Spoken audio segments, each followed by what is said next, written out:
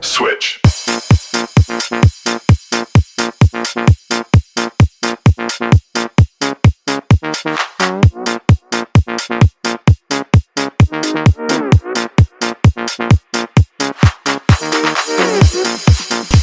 Switch.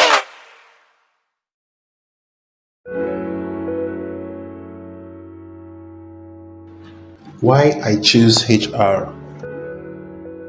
Alright, so for me, choosing HR was not random because even in my undergraduate days, studying geology, I quickly realized that I didn't fit in. I wanted a career that was focused on people, not abstract or inanimate. After school, I struggled a lot to find work because the idea of practicing just never occurred to me, even for a day. So I did all sorts. I taught in class, I worked on a farm, I did dry cleaning, and a whole lot of others.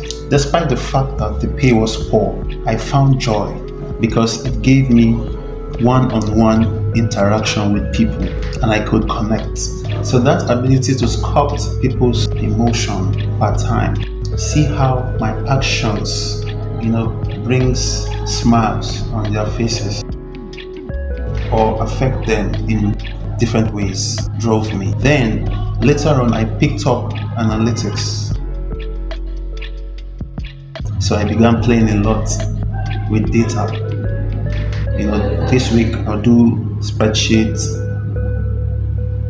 I pick up spreadsheets. I try my hands on a whole lot of data sets, practicing. The next week I could go on SQL, basics as the fundamentals, immersing myself in data. And there again was love. Seeing how these figures and the real people behind them were interconnected. It's beautiful how numbers on paper can diagnose problems, and even provide solutions. The only issue with that is it needs a trained eyes to see it. So I went down this rabbit hole. I am still going down this rabbit hole. But then, and it just sort of interconnected because I could deal with people either directly or by numbers on the screen, and it made a whole lot of sense to me. So thankfully, during this process, I landed a job, and that job made me wrangle with numbers a lot.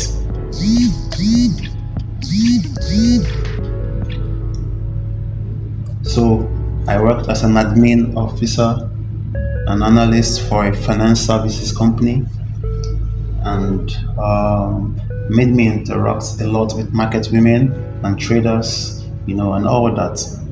Giving out loan facilities, drawing up data models to capture their repayments, structure their plans and all that. So it was beautiful. And then from time to time, I would help out HR department, to put out vacancies for new guys to come on board, schedule interviews,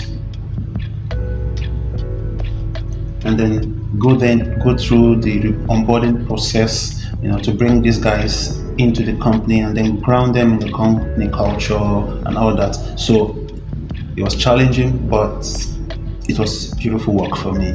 And so I quickly realized that this is actually what I wanted to do. And that was the aha moment for me. So I started to source for information. I was voraciously studying, looking for information on how to manage people, how to do HR or HRM, so to speak. So I found out there were certifications that I could do, but then I realized that I didn't have a background in management. I studied geology in school, so that made me opt to go to a university instead. where I would sit in the classroom, get tutored by seasoned, professors in the field, and just hone my skills. And so I applied to the University of Lagos, and after about 2 months, I got admitted, and so my journey started. I guess in a separate video, I'll talk about the admission process, what it actually takes to study HRM in the University of Lagos. I'll do that in a separate video. So if you want to see that video, drop a comment, and I'll work on that ASAP.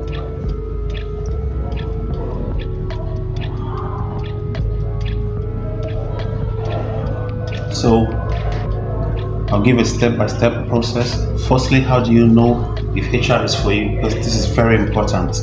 It's not a career that you go in because you're looking for a job. No. It's not a career that you go in if you don't like interacting with people. No. It's not a career that you go in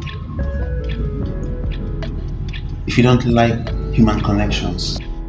So I'll do a test, a HR career test from my own studies to help you make